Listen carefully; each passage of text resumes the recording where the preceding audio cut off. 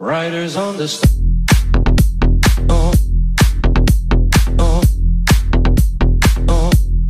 riders on the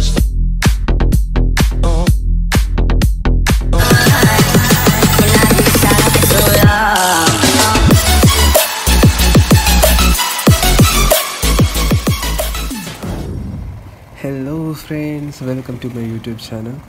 ചുമ്മാ ഇരുന്നപ്പോഴത്തേനും ഒരു റൈഡിന് ഇറങ്ങിയാണ്. ഇന്ന് ഞാൻ യൂസ് ചെയ്യാൻ പോകുന്ന ബൈക്ക് എന്ന് വെച്ച് കഴിഞ്ഞാൽ റോയൽ എൻഫീൽഡിൻ്റെ ക്ലാസിക് 350 റെഡിച്ച് എഡിഷനാണ്. ഇതിൻ്റെ എൻജിൻ സൈഡിലോട്ട് നോക്കിക്കഴിഞ്ഞാൽ ഇതൊരു 346cc എയർ കൂൾഡ് എൻജിനാണ്. ഇത് 5250 RPM 20 PS പവറും 4000 RPM 28 Nm ടോർക്കുമാണ് പ്രൊഡ്യൂസ് ചെയ്യുന്നത്. റെഡിച്ച് എഡിഷനെ കുറിച്ച് പറയുകയാണെന്നുണ്ടെങ്കിൽ 3 കളർ വരുന്നുണ്ട്: റെഡ്, ഗ്രീൻ ആൻഡ് ബ്ലൂ. ഞാനിപ്പോൾ യൂസ് ചെയ്തുകൊണ്ടിരിക്കുന്ന വണ്ടി റെഡ് കളറാണ്.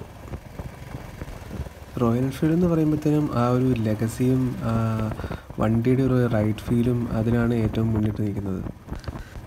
ഈ വണ്ടിയുടെ കാര്യം പറയുമ്പോഴത്തേനും ആൾക്കാർ ചോദിക്കും എന്തായാലും വൈബ്രേറ്റ് ചെയ്യുന്നുണ്ടെന്ന്. ഏറെക്കുറെ നന്നായിട്ട് വൈബ്രേറ്റ് ചെയ്യുന്നുണ്ട്. എന്നാലും നമ്മളൊരു 50-55 റേഞ്ചിലൊക്കെ നല്ല സ്മൂത്തായിട്ട് ഓടിക്കുകയാണെന്നുണ്ടെങ്കിൽ ഒരുപാട് വൈബ്രേഷനൊന്നും ഇല്ലാതെ തന്നെ നമുക്ക് ഓടിക്കാവുന്നതാണ്. ഫ്യൂച്ചറിൽ ഇതുപോലത്തെ പ്രോബ്ലംസൊക്കെ റെക്ടിഫൈ ചെയ്യാനായിട്ട് കമ്പനി എന്തെങ്കിലും ചെയ്യുന്നത് നമുക്ക് പ്രതീക്ഷിക്കാം. ഈ വണ്ടിക്ക് കുറേ പ്രോസ് ഉണ്ട്, കുറേ കോൺസ് ഉണ്ട്. അതിനെക്കുറിച്ചൊക്കെ നമുക്ക് ഡീറ്റെയിൽ ആയിട്ട് സംസാരിക്കാം. ആദ്യം ഞാൻ സൈഡിലൊന്ന് ഒതുക്കിയിട്ട് വണ്ടി ഫുള്ളായിട്ടൊന്ന് കാണിക്കാം. Riders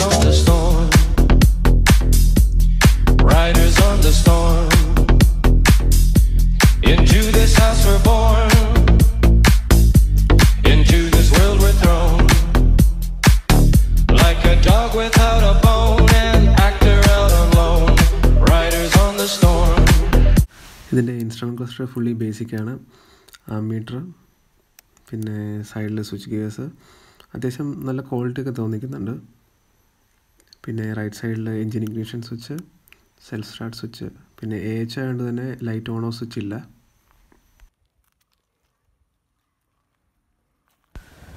ഇനി നമുക്കിതിൻ്റെ പ്രോസ് ആൻഡ് കോൺസിലേക്ക് കിടക്കാം. ആദ്യം തന്നെ ഇതിനെക്കുറിച്ചൊരു കുറച്ച് നല്ല കാര്യങ്ങൾ പറയാം അല്ലേ.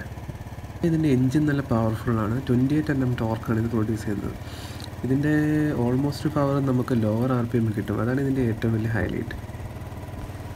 രണ്ടാമത്തെ കാര്യം എന്താണെന്ന് ചോദിച്ചു കഴിഞ്ഞാൽ ഇതിൻ്റെ ഫുള്ളി മെറ്റലായിട്ടുള്ള ബോഡിയും റൗണ്ട് ഹെഡ്ലൈറ്റും പിന്നെ മാസീവായിട്ടുള്ള ഫ്യൂൾ ടാങ്കും എല്ലാം കൂടി ചേർന്നിട്ട് നമുക്കൊരു റെട്രോ ലുക്കാണ് തരുന്നത്.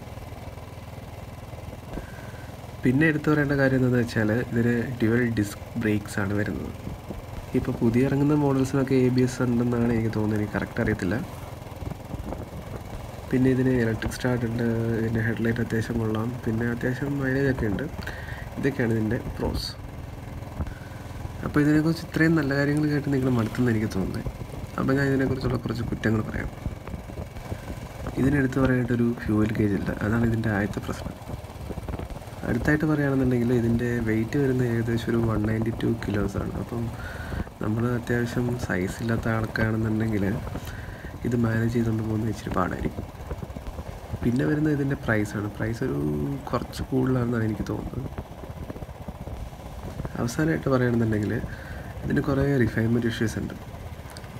ഇപ്പോൾ റിഫൈൻമെൻറ്റ് ഇഷ്യൂസ് എന്താണെന്ന് ആലോചിക്കുകയാണെന്നുണ്ടെങ്കിൽ ഈ എൻജിൻ നോയ്സസ് ഉണ്ടാകുന്നത്, വൈബ്രേഷൻസ് ഉണ്ടാകുന്നത്, പിന്നെ നമ്മൾ ഗിയർ ചേഞ്ച് ചെയ്യുമ്പോഴത്തേനും ഫോൾസ് ന്യൂട്രൽസ് വരുന്നത്, ഈ പറഞ്ഞ കാര്യങ്ങളൊക്കെയാണ് ഈ റിഫൈൻമെൻറ്റ് ഇഷ്യൂസായിട്ട് നമ്മൾ കൂട്ടുന്നത്.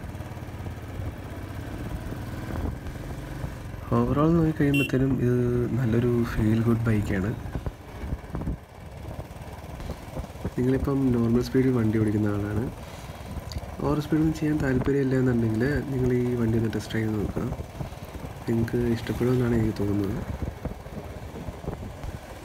സോ ഞാൻ ഈ വീഡിയോ വൈൻഡപ്പ് ചെയ്യാമെന്നാണ് ആലോചിക്കുന്നത്. ഇപ്പം വീട്ടിലോട്ട് റിട്ടേൺ പോയിക്കൊണ്ടിരിക്കുന്ന വഴിയാണ്. നിങ്ങൾക്ക് ഈ വീഡിയോ യൂസ്ഫുള്ളായെന്ന് തോന്നിയെങ്കിൽ തീർച്ചയായിട്ടും ലൈക്ക് ചെയ്യുക. പിന്നെ എന്തെങ്കിലും കുറ്റങ്ങളോ കുറവുകളോ ഒക്കെ ഉണ്ടെന്നുണ്ടെങ്കിൽ കമൻറ്റ് ബോക്സിൽ പറയാവുന്നതാണ്. So see you in my next video.